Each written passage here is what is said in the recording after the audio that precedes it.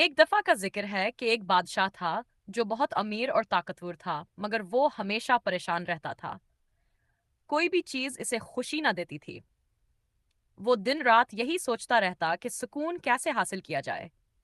ایک دن بادشاہ کے دربار میں ایک درویش آیا۔ بادشاہ نے اس سے پوچھا، اے دانا درویش، مجھے بتاؤ میں ہمیشہ خوش اور مطمئن کیسے رہ سکتا ہوں؟ درویش نے مسکرا کر کہا، بادشاہ سلامت، اگر آپ واقعی سکون چاہتے ہیں تو آپ کو ایک خوش باش آدمی کی قمیص پہننی ہوگی۔ وہ قمیص پہن کر آپ ہمیشہ خوش رہیں گے۔ بادشاہ نے فوراً اپنے سپاہیوں کو حکم دیا کہ پورے ملک میں ایسے شخص کو تلاش کر جو ہمیشہ خوش رہتا ہوا اور اس کی قمیص لے آؤ۔ سپاہیوں نے کئی دنوں تک ملک کے کونے کونے میں تلاشی کی۔ انہوں نے امیروں، وزیروں، تاجروں اور عام لوگوں سے پوچھا، مگر ہر کسی کو کسی نہ کسی چیز کی فکر تھی۔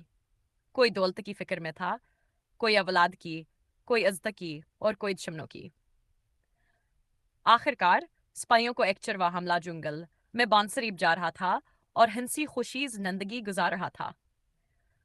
جب آسا سے پوچھا گیا کہ کیا وہ واقعی خوش ہے تو اس نے کہہ ہلکا کر کہا، ہاں، میں سب سے زیادہ خوش ہوں۔ میرے پاس کوئی فکر نہیں، جو ملتا ہے کھا لیتا ہوں، جو نصیب ہوتا ہے قبول کر لیتا ہوں۔ سپاہیوں نے خوش ہو کر اس سے کہا، ہمیں تمہاری قمیص چاہیے تاکہ بادشاہ کو سکون مل سکے۔ چرواہے نے ہنستے ہوئے کہا، مگر میرے پاس قمیص ہی نہیں۔ یہ سن کر سپاہی حیران رہ گئے اور بادشاہ کے پاس واپس آ گئے۔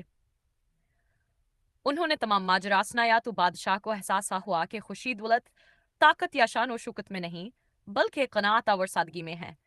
اس دن کے بعد بادشاہ نے اپنا رویہ بدل دیا۔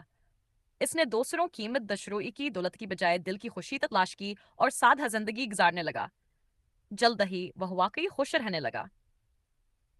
نتیجہ، اصل خوشی ظاہری چیزوں میں نہیں، بلکہ دل کی سکون اور قناعت میں ہے۔